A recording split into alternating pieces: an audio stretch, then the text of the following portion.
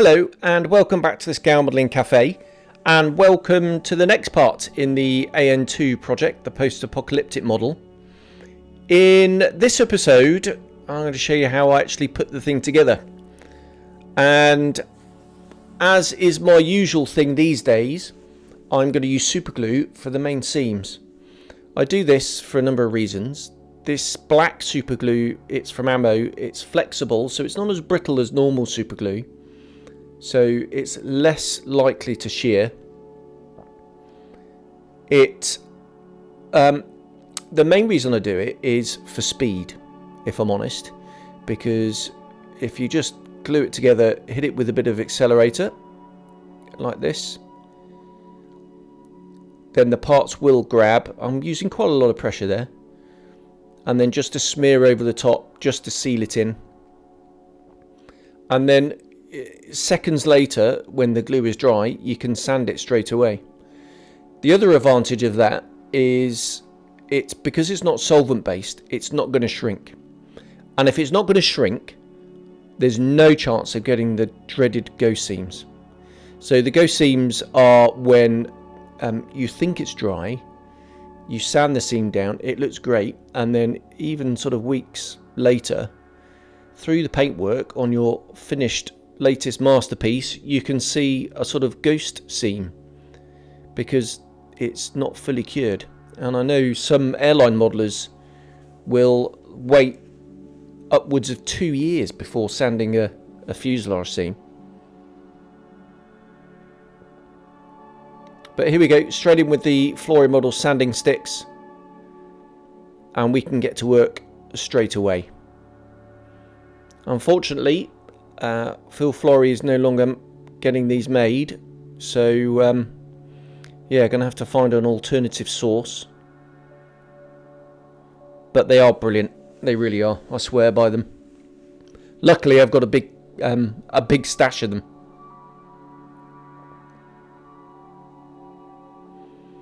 I'm regularly getting rid of the dust with my finger, but I'm also feeling the seam. Your finger's actually really very sensitive, and just by rubbing your finger over the top, even though you might not be able to see any flaws in the seam, you'll certainly be able to feel them.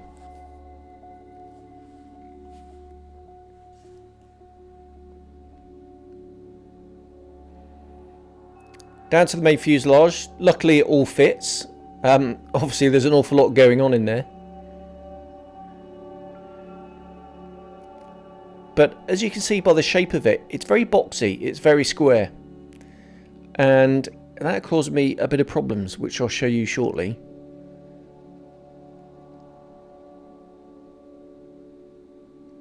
There, I'm just using a bit of pressure, just making sure that both sides are perfectly level, and it's easy to get a step on these sort of very slab-sided flat seams.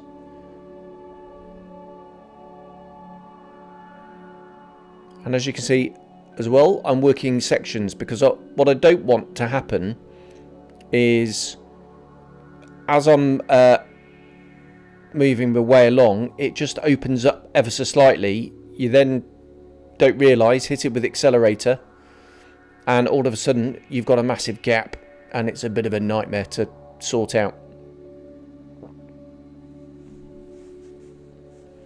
So with the knife blade you can actually run along the seam itself.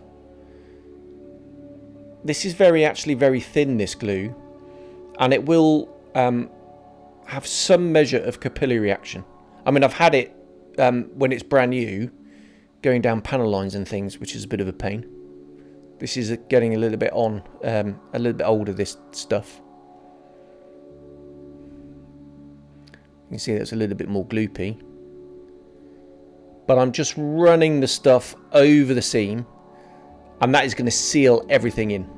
So if there are any sort of divots or small steps, and you may not have got glue into the actual seam itself, this will take care of it.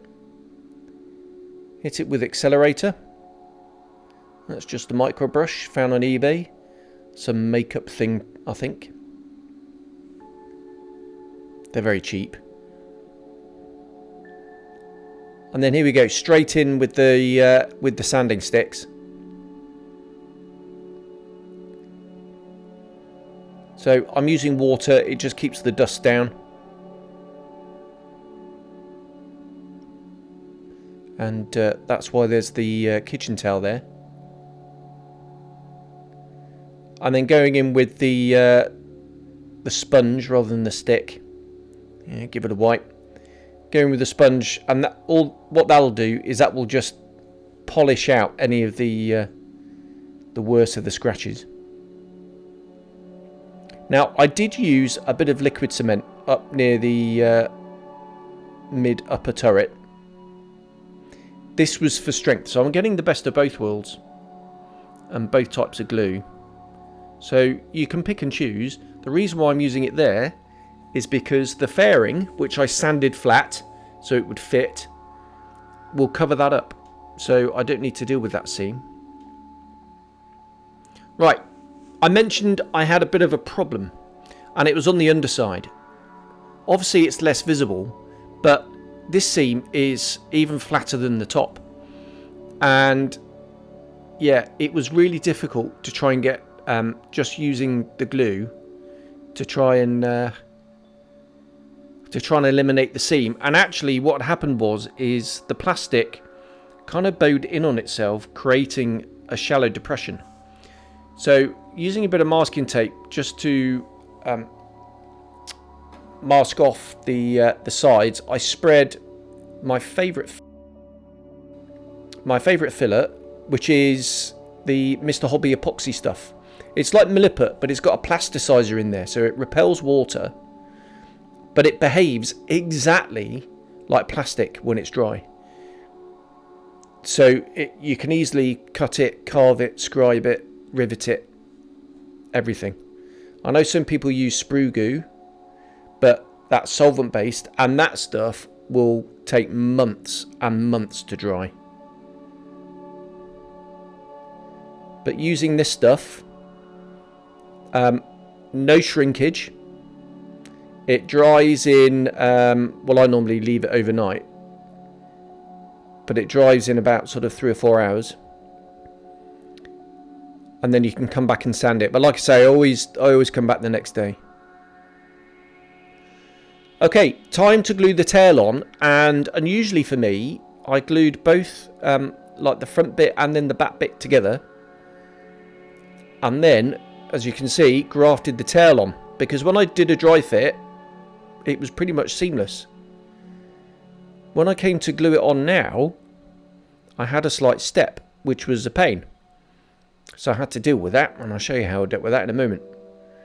What I normally do is I'll glue each tail onto its respective fuselage half.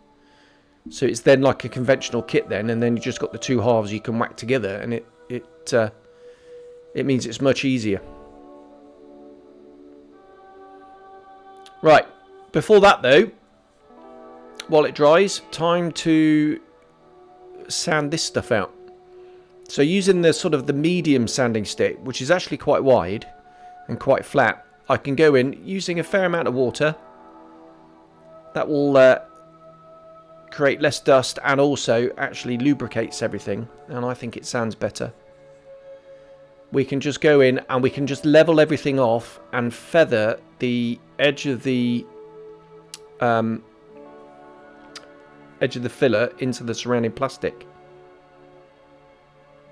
Similar sort of idea around the tail. Obviously I'm using a skinny stick here, but I needed to level up both sides. So I did use the big wide sanding stick in some areas as well. What we don't want is a kind of a divot, and luckily I didn't get that. But there's some awkward contours around the top, and obviously this is going to obliterate all that lovely surface detail we've put in. All the rivets are going to go, and the panel lines are going to go, but needs must really. And this was actually quite a big job. I mean, we're talking fractions of a millimetre, but it looks really obvious, and it needs dealing with.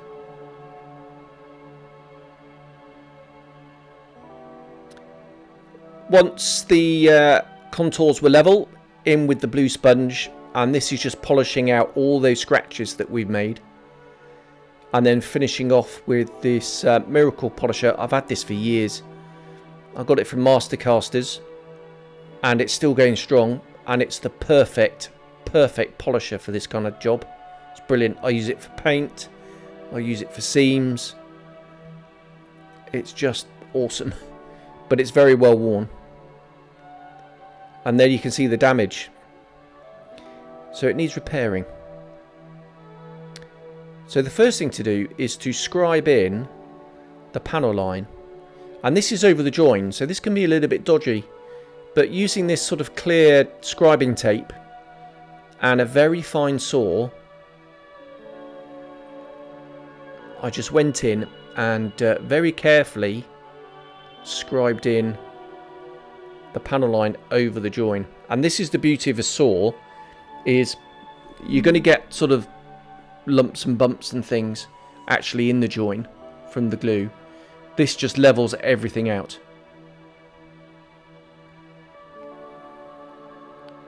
Once everything is level, we can go with the scriber, and this is just making it look like all the other panel lines on the model.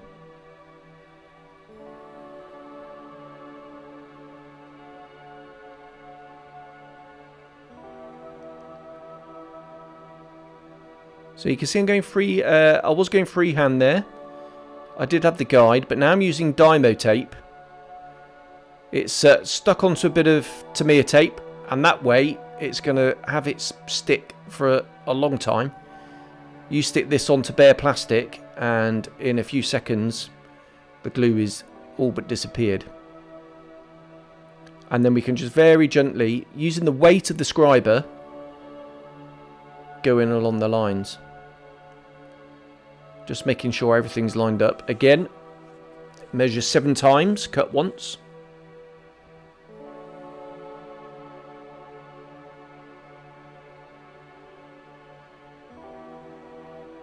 And I actually quite enjoy this bit.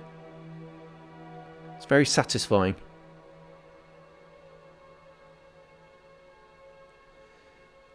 Inevitably there's going to be a few rough spots, so just using a little bit of liquid cement will just melt those away, and you'll be hard pressed to tell the difference between the actual kit panel lines and all our repair job. Right, onto the wings, and I was going to do a bit of rigging, and I decided to do something a little bit different. So I drilled these holes, and then using some brass tube cut to length, that was pushed in. You can see there, they stand quite proud. So what we'll do is, using the sanding stick, we'll just sand those flush. And yep, we're going to lose some rivets, but they're easily repaired.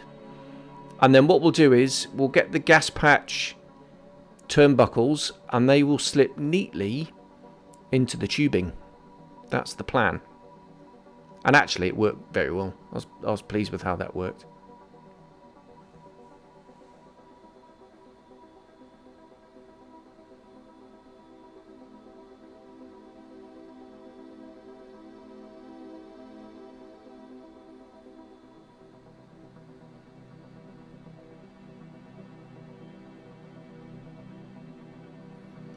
Dealing with the leading edges. This is my favourite tool. It's from RB Productions. Sadly, no longer going.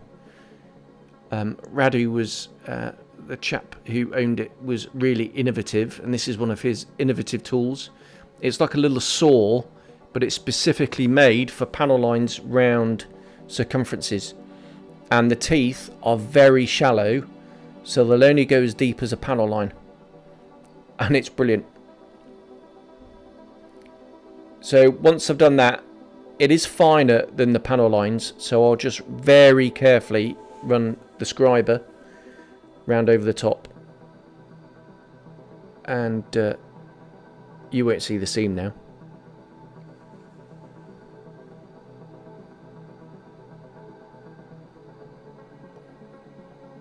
You see how slowly I'm going? It's so easy to slip. And then the rivets are restored. And again, because that's such a very tight radius and you're using a fair amount of pressure, as you go around the radius, it's very easy that the tool can run away. So just be very careful. You might want to put some tape up against the sort of the first panel line.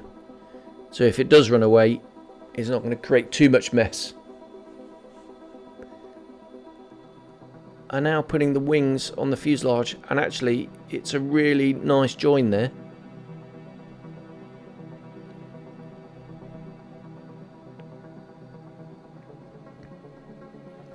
So just holding it in place, we'll just run the glue, it's very thin, round over the top of the curve on the top. And actually the fuselage bit overhangs slightly, so it's a bit awkward getting in there. But managed it in the end.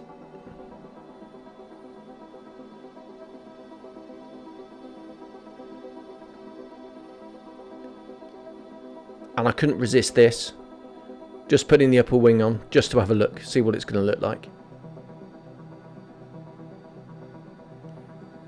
Inevitably, hairline gaps, and the best way to deal with those is Mr. Surfacer. So this is Mr. Surfacer 500. It's just brushed on along the seams. I tend to work it in. If it's too big a gap, you can get pinholes and things, which is a bit of a pain when you come to clean it up.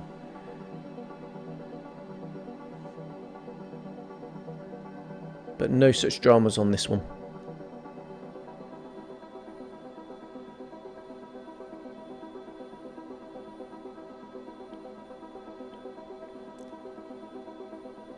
Tailplanes, they slot in really quite well actually. I was very pleased with the fit here.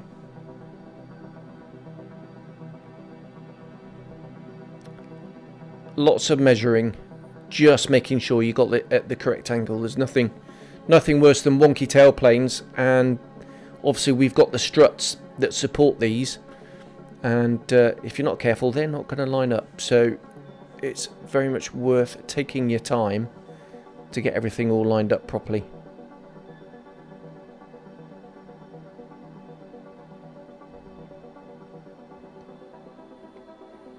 But I did have a little bit of a gap here and there, so got some Deluxe Perfect plastic putty. That was just put in with a knife and then cleaned up with a bit of water, and the Mr. Surfacer, using exactly the same technique, was cleaned up but using Mr. Hobby thinner. Now I just used the normal thinner. I would not use the rapid thinner because that is very aggressive and it will attack the plastic. So yeah, don't use that one, but the other two, the leveling thinner and the normal thinner, absolutely fine. And then on the front, you can see there I'm just going forward and back, so at 90 degrees to the seam. That way you're not going to sort of empty it and wipe it out.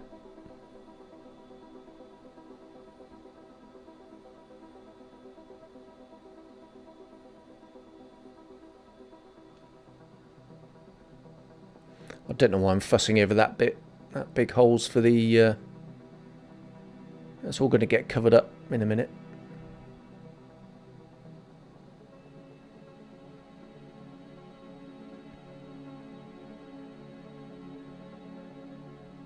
Same at the back end. Now there was a step here. Now what I could have done is sanded that all flat and panel lines and scribing and blah. But actually it was easier just to put a bit of plastic strip across there just to disguise it, like a strengthening strip. I cheated, which why not? If it works, it kind of fitted in with the theme. Right, onto some of the greebly bits now. So these are the mounting bits for the mesh that's going to go over the windows. And then these are the flat pieces that will then put on there. So it leaves like a groove recess on the inside. and just using a bit of scrap plastic, just making sure that we do have the groove there ready for the etch metal. Ailerons and flaps now. So this is the gloopy stuff from Ammo. It's like a solvent resin type stuff actually. It's really good for sort of beefy jobs. And they just glue in really quite nice.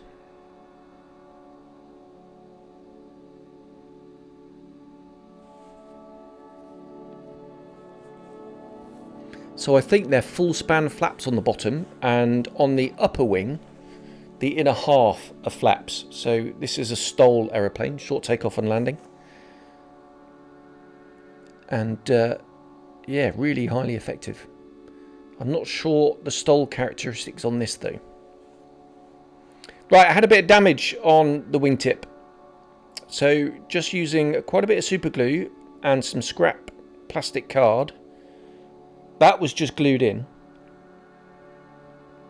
hit with accelerator, and then straight away we can come in with the sanding stick and sand it all flush.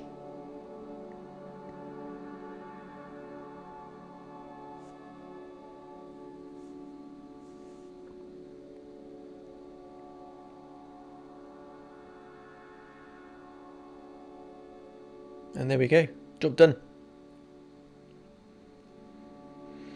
I wanted a sort of ladder type thing on the outside so the crew could get onto the top. So what I did is I marked out some holes and drilled them, and then just using some wire bent it to shape and glued it in. But I did that after I'd painted everything. So here I am just drilling out the holes.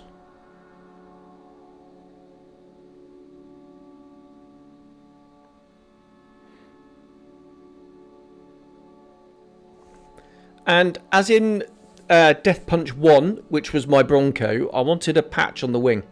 So this is just really thin plastic card, cut to shape.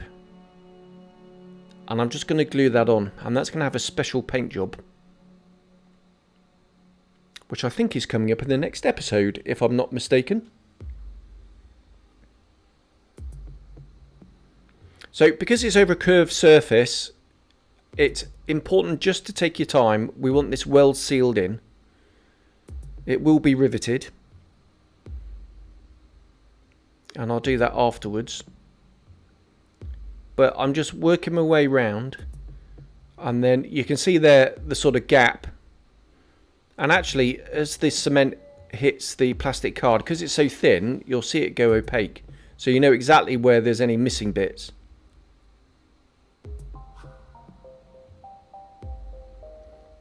And then what we can do is just curve that down and just hold it in place, just while the glue sets.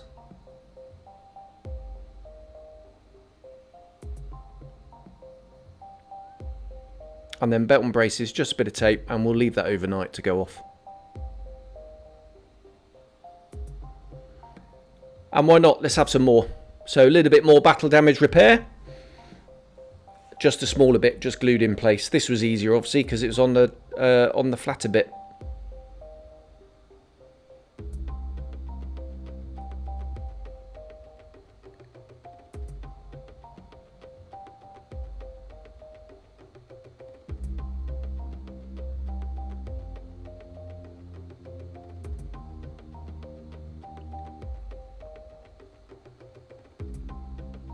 See, I do like this ammo glue. The applicator is just perfect for this sort of thing. Sorry about that. It's difficult filming when the camera's over your shoulder. We'll just burnish it down. There we go. That's going to be fun to paint. Right, you can see those strengthening strips that I've glued on, the cheat. And then just drilling some big holes. This is for the undercarriage support. So you can see there I've mounted the front undercarriage. Obviously that's not glued in. We'll do that after painting. So they were drilled, and then using the the brass rod that's going to be for the supports, just making sure it all fits.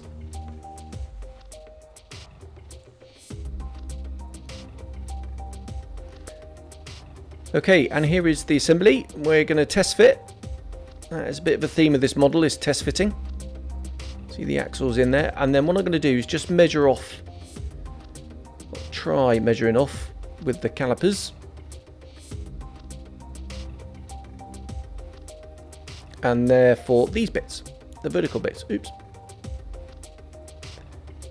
and we'll just make sure it all fits in.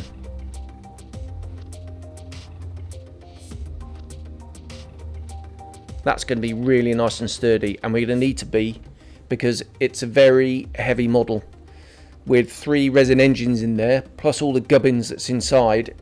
It is actually quite a lump.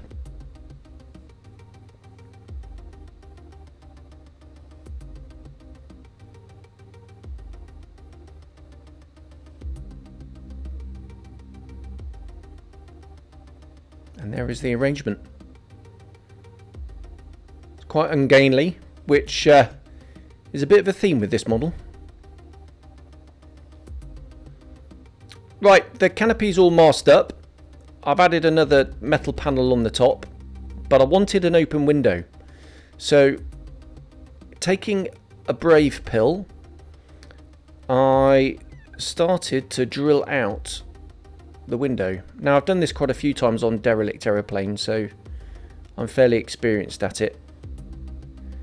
The thing is don't push too hard with the drill. And then what you do is you knock out the panel. So just using a scalpel blade here, we'll just join up all the holes. You've got to be very careful because this clear plastic is very brittle. And we'll just use the sort of tweezer things here just to kind of snap it out. And then we'll clean that up with scalpel, files, that kind of thing. And then replace that with a bit of clear card for the open window. Just some spare photo etch and a bit of plastic strip. You can see I've covered up that hole in the front with that other bit of photo etch.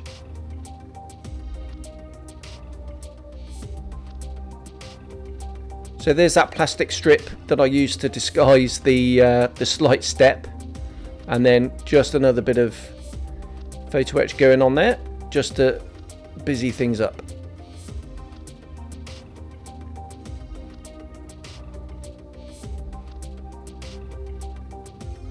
And there we go. We are ready for paint.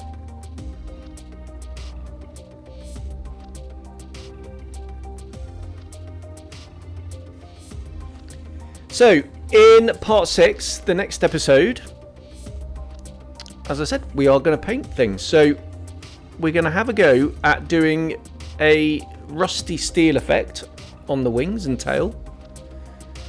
I do a road sign. That's that patch you saw. And I use just a little bit of masking tape.